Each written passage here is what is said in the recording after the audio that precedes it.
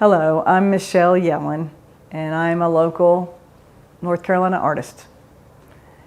Well, I think like a lot of people, like a lot of kids, I was a shy kid and I was an introvert, and so I always liked to draw, and that was my thing. And I always knew that that's what I wanted to study. So I went to a variety of undergraduate programs, first at Tulane University in New Orleans, and then some classes at the University of Bridgeport up in Connecticut, and then I got my BFA at UNC in the 80s. And since then I took classes at ECU in Greenville and just a variety of workshops and in-person classes primarily, but I've always been interested in art and have had some great teachers along the way, starting in high school, where I really learned how to draw, and a great class on color in college that really helped me think about color a lot in a different kind of way. So I wouldn't say that I am inspired to create art based on any particular experience. To me, my art is a practice, like most professional artists. You show up in the studio and you get to work. So I never have like a moment like, oh, that was so cool, I want to put that on canvas. Really what I feel like I'm doing with my process, because it starts organically with making a mess and then kind of seeing what's in the mess, I feel like I'm painting my life, and that I'm painting my inner life, but also my experiential life. And so that's, well, I guess that covers that question. I learned this process in a workshop years ago, and it really spoke to me about just laying down paint, color and texture and a variety of shapes onto the canvas. And normally when I'm doing that process of doing the underpainting, is what that part is called, I do want to make a beautiful underpainting. I have people come into my studio and say, oh, I love that abstract painting, I'd love to buy that. But for me, it's not complete. It's true, I'm always trying to make something beautiful. And I find that a lot of times my paintings feel somewhat nostalgic to me, or I'm trying to capture that time of day, that golden hour, when your heart is kind of filled with longing and happiness. That's often a feeling that I'm pursuing in my art. So like I said, I start with the abstract painting, but I still want to make that beautiful and interesting and then build from there. But it can travel a far road before I get to something where I feel like it's beautiful compositionally, it's interesting to me, and at the same, it makes me happy. Like, I gotta feel happy at the end. I don't want to put anything that makes me feel bad out into the world. I've done those paintings or drawings, and that's for me, my personal, get it out of me, and I don't need to put that out there. There's enough of that in the world. I want something that makes me happy. I'm talking about bringing something beautiful into the world. And one thing I didn't mention yet, when I was a kid, my dad worked for IBM, and we moved to Europe for 4 years, and I was 11 at the time. And my dad was a big fan of Van Gogh. My dad was very much into the arts, and he took us to the Van Gogh Museum when I was very young. And interestingly to me, one of my siblings has no memory of this field trip. And for me, I remember seeing the work in person, and I was very young, like 11 or 12, and just being blown away by how just colors and shapes could move a person. And so for me, again, it's about making something that makes me happy, and also I don't mind that little bit of nostalgia, that little bit of longing feeling, because I think happiness contains that as well. That you have a little bit of sadness, but mostly the happy of like, oh, this is so beautiful. And when I meet a customer or somebody who appreciates my work, and they say, I have one of your paintings and I look at it every day and it makes me happy. Like, oh, that's the best for me, because I can't cure disease. you know, this is the thing that I can do. And that if it brings some happiness to somebody, that's something for me. The spontaneity is that loose underpainting and just putting it all out there and moving from canvas to canvas and not being attached. The process of painting is very much about the process of living. And you try some things and you do them for a while, but to be able to let go of something that's not working. And I will tell you, there's been many a times where in that underpainting, I have got something so beautiful. It is the most precious thing in the world. And I will try to compose the painting in that sort of organized, intentional way around that beautiful, you're nodding, you know what I mean, that beautiful little thing, and knowing in my heart of hearts that I got to let that go. And invariably, by the end of the painting, it's gone. And I've done it enough times and I'll do it again. Because it's that belief like, I've made that beautiful thing. I can never make anything that beautiful again. Yes, you can. You can make something that beautiful. It just will be different. And I think that's very much like life. You've got this precious, beautiful thing. You don't want to let go of it. And you have to, because that is life. And then see what the next thing is. So that's the spontaneity and the intention, the putting it out there and then letting it go. So I lived in Wake County from 1985 until 2018 and raised my family here and had my parents who I helped care for years here. And while I was living in Raleigh, I joined a gallery up in Hillsborough in Orange County. And that was a business we ran together, a cooperative gallery. That was great. And we all had a variety of mediums. And I think as far as running a business with a bunch of artists, I learned a lot and it was fun. I am still in touch with a lot of those artists and see them socially, and I might be doing a show next year together, one of the artists I used to show with regularly. But now I live in Orange County and I live with another artist, excellent, she's a master, her name's Jane Filer. And we paint together in her home, which was now my home. I live with her in a small studio. And we paint side by side. And we don't typically comment on each other. We're not directing each other's work at all. We're two artists working together. I love that. I feel very comfortable in there. And often, or occasionally, I'll say, oh no, I'm stealing your colors. And she said, oh no, I already stole the colors from your painting earlier. I'm like, oh yeah, there's a lot of that kind of unintentional borrowing back and forth. She and I are in the same kind of realm of art, or I don't know, genre, but our work is very different from each other.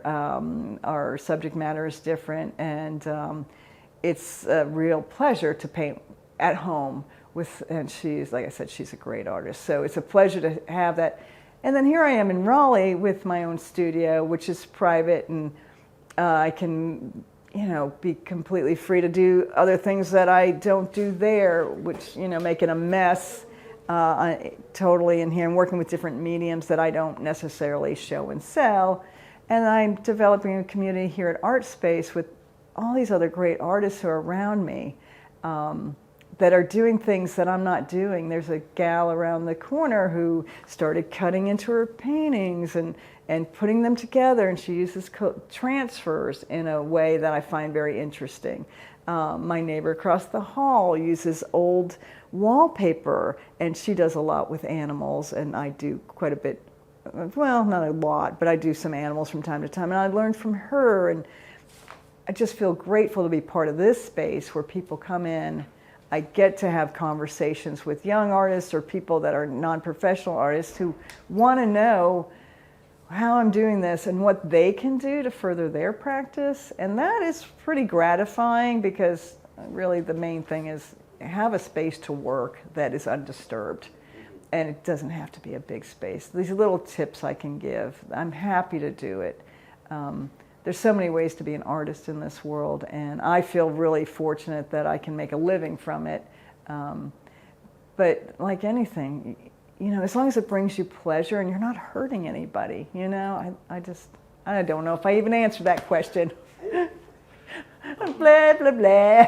And Well, there are a lot because I do love art, and some that are like historically well known. Like I did mention Van Gogh, his use of color, right? And Rene Magritte, I liked his surrealism. I really like that. I feel also impacted by Edward Hopper with this sort of, some of this, my house portraits do have a sense of maybe a little bit of loneliness, or I like his compositions and the way he handles it. Oh, Wayne Thibault. I love that guy. I love his use of color, and you know, he did a lot with pastries, but also he did landscapes that I don't know are as well known in this area, but I love his work. But I often, it took a long time for me to get there, but I will see somebody's, and I can't name anybody right now, but I'll see something that'll work, I'll go, oh yeah, I'm gonna steal that. And I remember from being a kid and moving around a bit and going to the first day of class and seeing the girl next to me, we were supposed to draw first thing in the morning. And I didn't know what the protocol was. What are you supposed to be doing? And I looked over at my neighbors just to see what we're supposed to be doing. And she's like, she's copying me. And I remember just the mortification, only to learn so many years later, like, we all steal from each other, and just because I'm drawing a pumpkin, yes, it was a pumpkin drawing, it was the fall, it's mine because it's my hand, it's my signature on it, and that's what we do. Nobody's invented this stuff, we all invent it collectively, and so I feel good about, like, oh yeah, love that color combination, I'm gonna steal that. So that's just a handful of the artists that I can think of off the top of my head. So now I'm going to show you my process, and because we don't want to watch paint dry, I am going to show you the different steps on a variety of canvases. And that does speak to my practice, because that is how I work. I work large, I work small, and when I'm stuck with something on a particular canvas, I move it along. So there'll be a variety of canvas sizes and different stages of painting. We're going to start with the first layer of how I make my paintings, which I start with this product. It's an acrylic modeling paste and gel mixed together. And what I like to do is first add a layer of this to my canvas so I can get rid of the weft and weave of the actual material and start building up a little bit of texture. So I take a palette knife, I like this one, and I'll grab a big glob of this, and I just start in one corner and start moving across the canvas, and I try to remember I'm not frosting a cake, so it doesn't have to be perfect. In fact, I don't want it to be perfect. I want it to start suggesting movement. And you can see the fabric of the canvas. This has gesso on it, comes pre-gessoed, which means it's got a layer of paint on it so that it doesn't absorb as much of the pigment. You can start building up texture. I'm very interested in the layers. But I don't want too much texture. I just want to cover the canvas.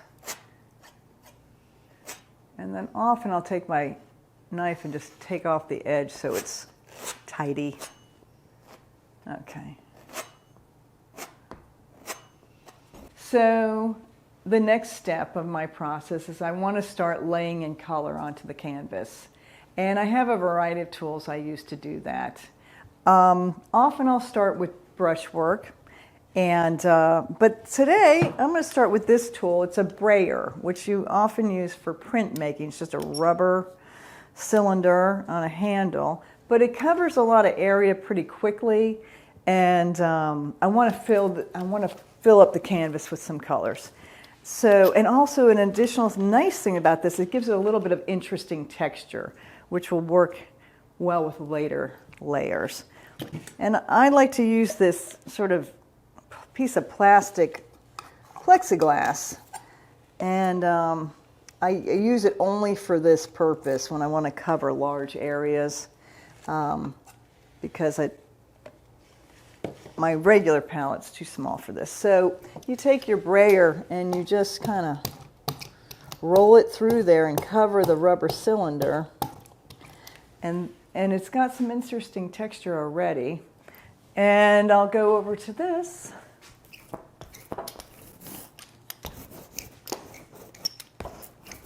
And sort of in a random way, start adding color.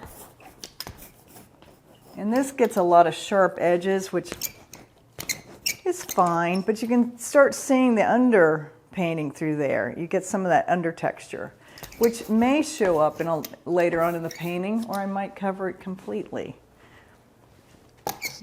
Okay, so just put a little more on there. And this is just layer number 2. And my paintings tend to have, I don't know, they can have so many layers, a minimum of 5 or 6. Sometimes there's a whole nother painting under there, completed, finished, hung on the wall, and then taken back down and restarted. Important with this tool, I don't know, that you drop this in the water right away and get this clean. These are not, you got to be very conscientious with these things. So just drop it in there. I like using acrylic paint. It dries pretty quickly. I don't have to worry about my paintings being wet hours later and me bumping into them. And I can work on a lot at once. When I get frustrated and don't know what to do next with a painting, easy to set aside. I use a lot of Liquitex. I use Golden. I use Matisse or Utrecht. And I like to use the heavy body acrylics. They are thicker. Very rare I use a thin acrylic paint. Okay, let me spray that down. Oh, this is an important tool. One of my most important tools. Keeps my paint wet. Like I said, paint dries fast.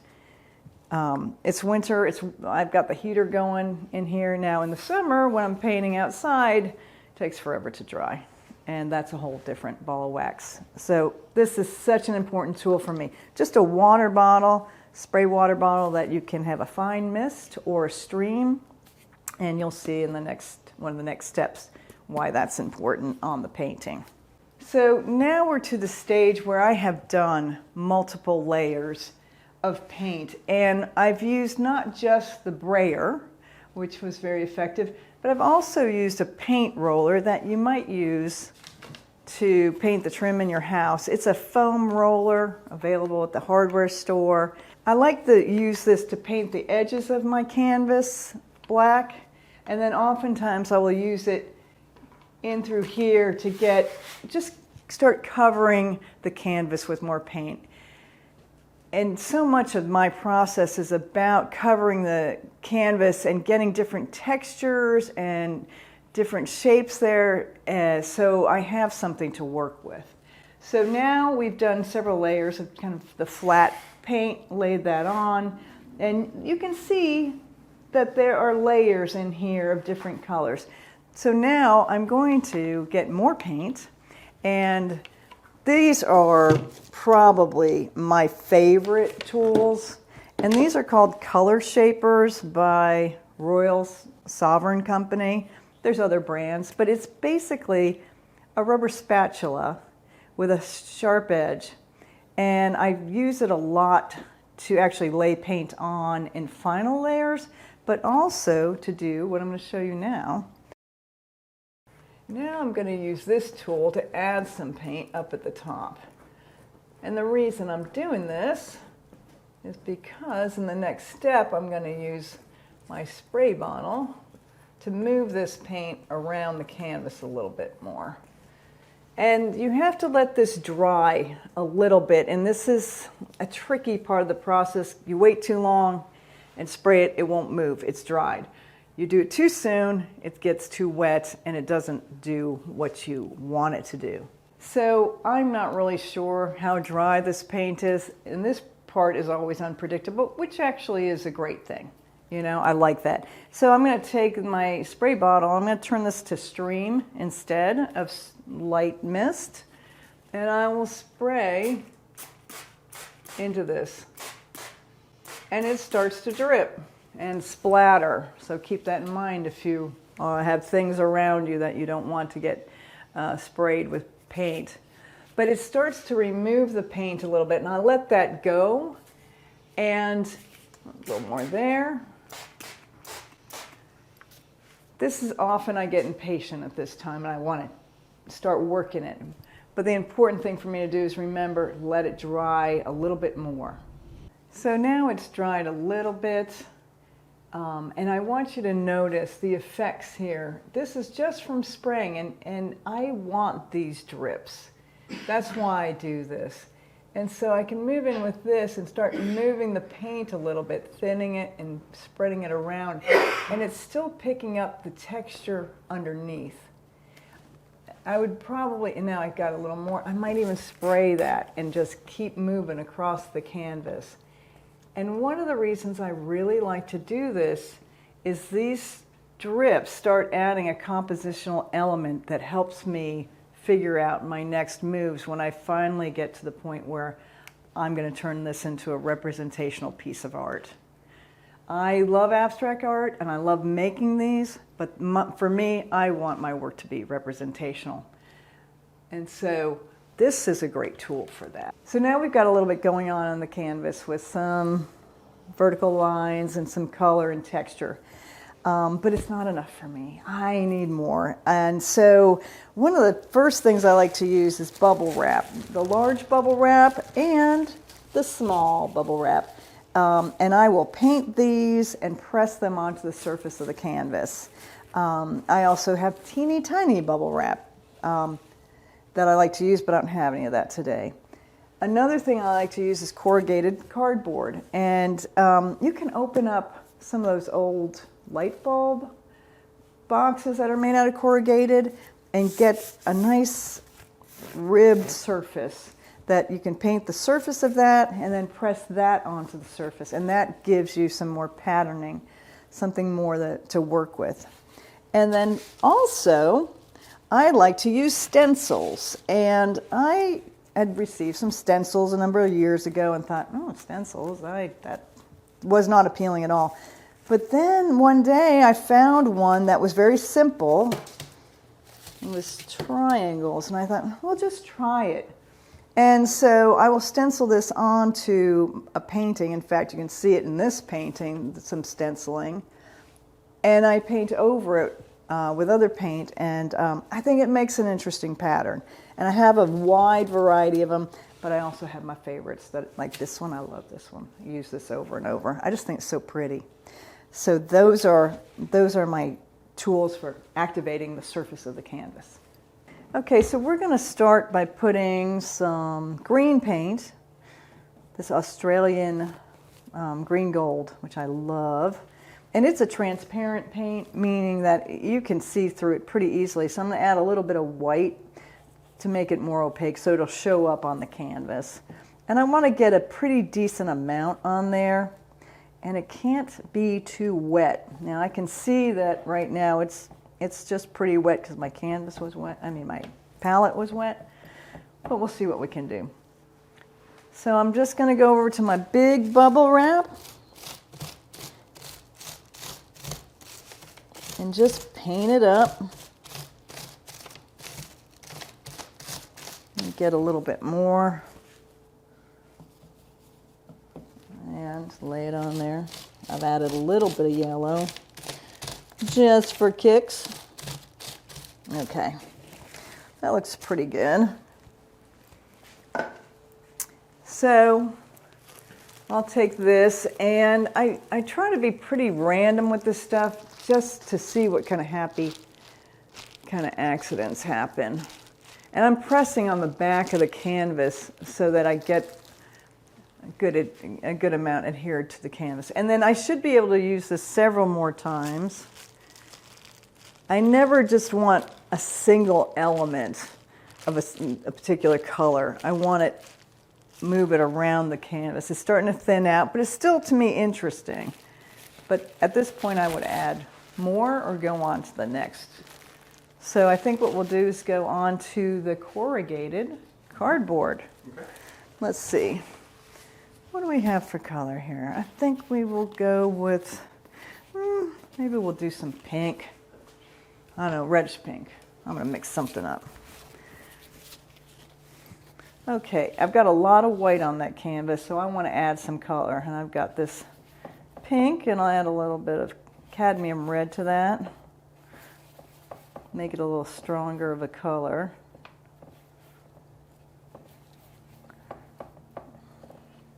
Let's mix that up. Okay. And then I just want to put it on the ridges, really. If I can avoid putting it in the valleys, I can save some paint, but we'll just see how that goes. Okay. And again, it's important to press on the back of the canvas while you're doing this to get a good application of the paint. And kind of rub it in, see how that looks. Yeah, you get a little bit here and there. And this doesn't hold a lot of paint. I'll see if I can get any more off of it. Unlikely, but you never know. Yeah, just barely. This is one of the products you have to add a lot to get more lines. But already it's starting to get more interesting to me. Things are starting to happen. Okay, next thing, I guess we'll go ahead and use a stencil. And don't want to be predictable, but I'm going to use my favorite one, this one. And we will go with I think we'll go with orange. Maybe, if I can find it. There it is. I'm not too concerned about making this look really aesthetically pleasing. What I'm interested in is getting an interesting surface. So stencils, you need to have pretty dry application as well. Otherwise, you don't get clean edges. So what you might have to do is get a little paint on your brush and then actually take some off, and that kind of dries it a little bit. This is pretty straightforward. You just start filling it in. I have used stencil brushes, which are very stiff, but this works just as well for me. And I don't need to get this perfect. In fact, I like the imperfection. And then you get a little bit of a pattern there. And so I would fill this whole canvas with different stencils and bubble and maybe corrugated as well, until I feel like I've got enough going on that I can do what I do most, which is sit and stare at my painting and see what it wants to turn into.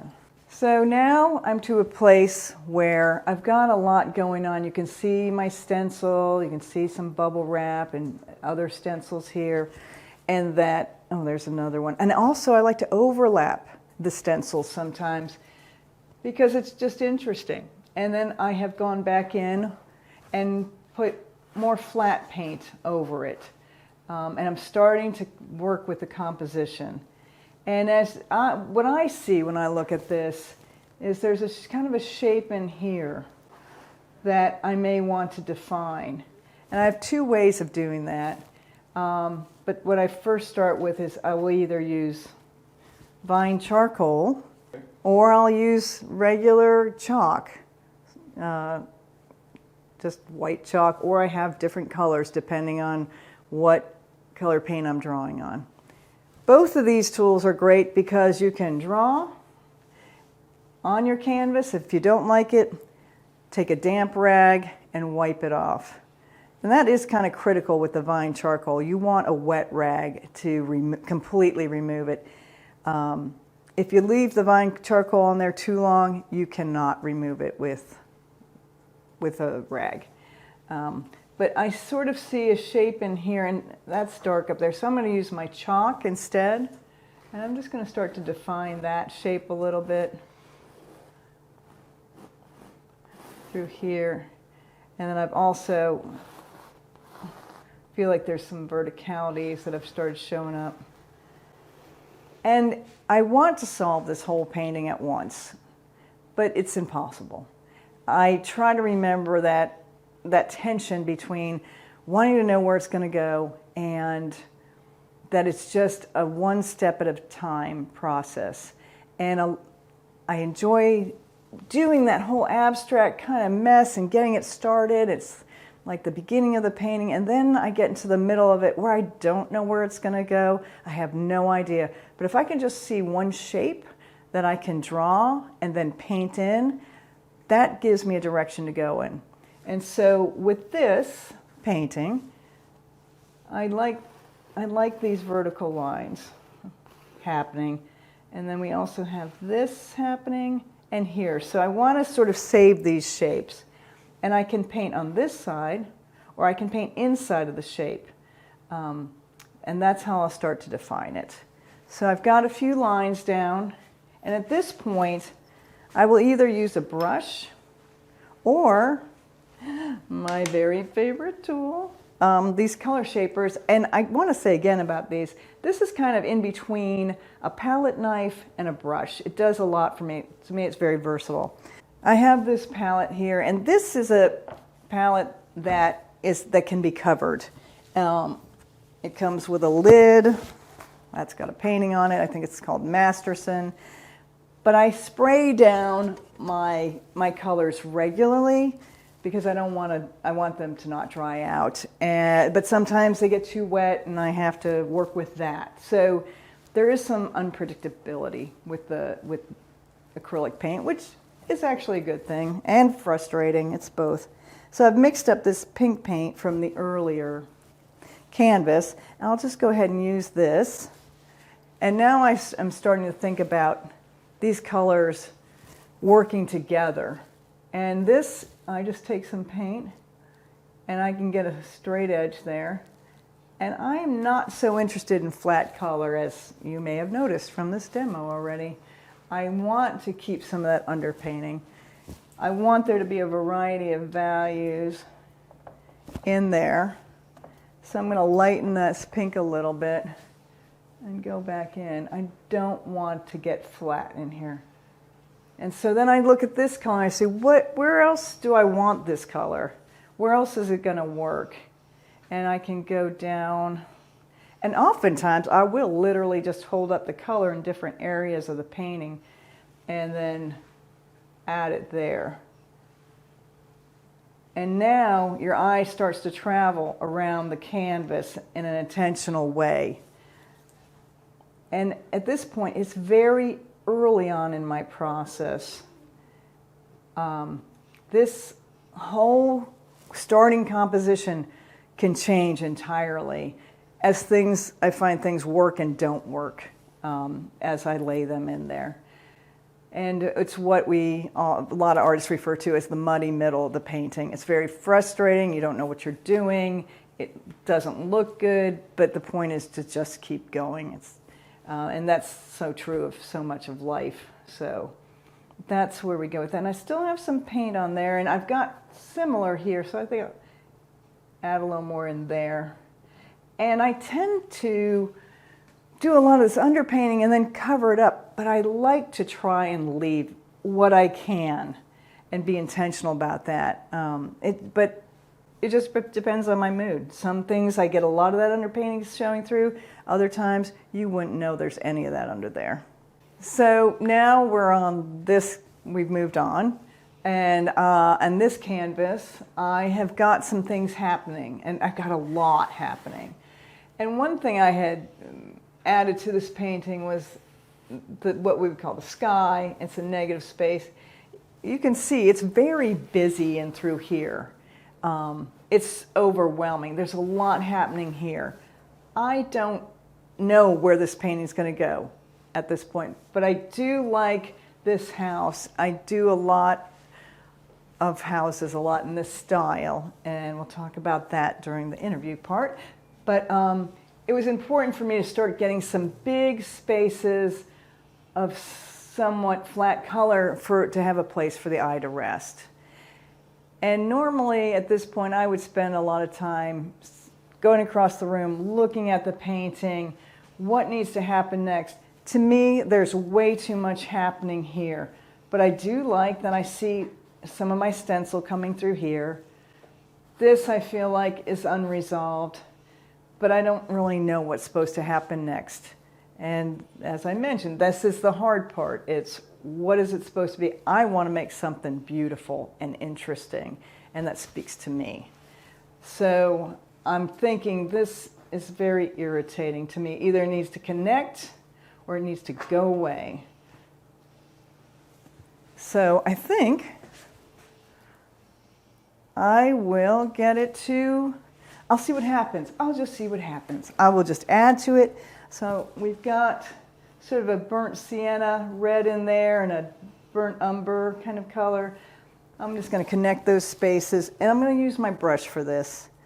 I'm not sure this is what I'm going to want in the end, but it's being willing to just to try it, because I don't really know until I see it. And it might not be what I want, but it might lead to something else. And so, I think I want to cover that up. I want this to feel like a continuous shape. And I'm just using a flat brush. I like to get these clean edges. I typically only use this style of brush.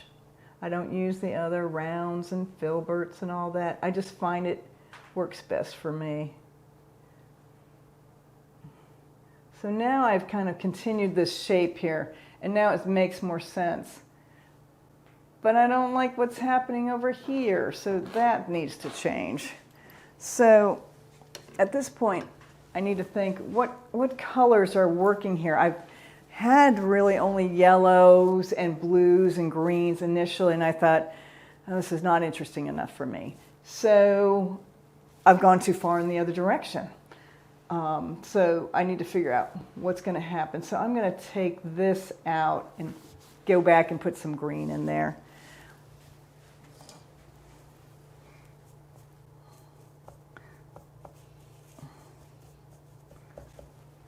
Again, with my flat brush, it doesn't have to be the same green. It's better if it's not the exact same green, because it creates more interest. Maybe I'll leave just a little bit of that blue underneath. Now I'm using the brush really flat, so I'm catching some of that texture underneath, and you can still see a little bit of what's under there. This is very similar in content to what I've done over here. I didn't do a ton with stencils because this is quite a small canvas. But I have figured out my spaces, my colors, and it is just about done. And I love the way it works. And I still have this negative space so the eye can rest at the top. But I think the colors work well together. I'm very much interested in home and houses, and birds, of course, are symbolic as well. But I think the eye moves well around the canvas, and it is of interest to me. I find it an interesting canvas. So while this will probably have more of the patterning underneath, and I'll try to leave more of the underpainting and maybe even go back in with more stenciling later on in the process. With this one, it was such a small canvas that I just felt it would overwhelm this particular size. But I do like that you do see other layers underneath. And again, I did start the same as I started them all with the texture, but you do see that there's other colors that have been under there and through here, and to me that creates interest, and it evokes an emotional response for me. So this is a completed painting, a larger scale, also with the theme of the houses. And as I talked about, I do a lot with the stencils and the patterning and the underpainting, but a lot of times I go so far that it all disappears. And I don't like that. I love what this does. And in fact, what you see this patterning here, This was a roller. I don't have any in this studio. I have that in my home studio. But it was a roller I had rolled along the canvas. And then I added this stencil back in. This is also a roller, as well as this. But it just adds more interest for me. And I spend a lot of time sitting and looking. And I might just add a little dab of paint and go sit down. And oftentimes people say, how long do your paintings take? Well, as you can see from this demo, I work on a variety of sizes, and not just for this demo. If I get frustrated with one where I just cannot see the next direction it needs to go in, I will pull out a different one. And invariably, it'll come to a time where I'll have like 10 or 12 canvases that are all in process, and then I start finishing them one after another because I've moved them all along at the same kind of rate. So once they're done, and I love every square inch, I never want to go see a painting of mine where I knew that I didn't resolve something. All I have to do is put it away. I don't have to finish it today or tomorrow or next week. This is not a fast process, but I never want to walk the walk of shame and look at my work and say, oh, I didn't really do that right. Because once it's out in the world, it's gone for me. I can't work on it anymore. So once I feel very happy with it and it dries for a number of days, I will varnish it. And right now I'm using Liquitex matte varnish, and I mix it with a gloss varnish because I just can't find satin anymore. On my smaller pieces, I like to use just a gloss medium because they feel like little jewels to me, and I like that sort of shiny finish on it. But the bigger ones need a more satin finish because when the light hits it, it'll create a bright spot, and it's not easy to look at. You can't really see the detail and see the image. So bigger ones get the satin finish, smaller get the gloss finish. And I'm fortunate that I have a person that likes to make frames, and this is a floater frame, which means it appears that the canvas is floating in that frame with a black edge on the inside, and I think that's poplar and a natural wood color. And for me, that really finishes the painting. My work is contemporary, and this is a contemporary kind of frame. I don't want my framing to distract from the work itself. I want it to present it in a clean way that makes the work pop. So I'm real lucky to have a gentleman that makes frames for me as a sort of hobby that I pay him for. But this painting, looking at this now, compared to where we have been in the demo, there's a lot going on in different areas, and then you have these areas where the eye can rest, and things are happening inside the houses, and you get a little glimpse of that. But for me, it has the right amount of busyness and peace. So for me, it makes it an interesting piece, and it's got to speak to me on a certain level emotionally. Otherwise, it's not done. It's not good enough. So when I love every square inch, that's when I'm done.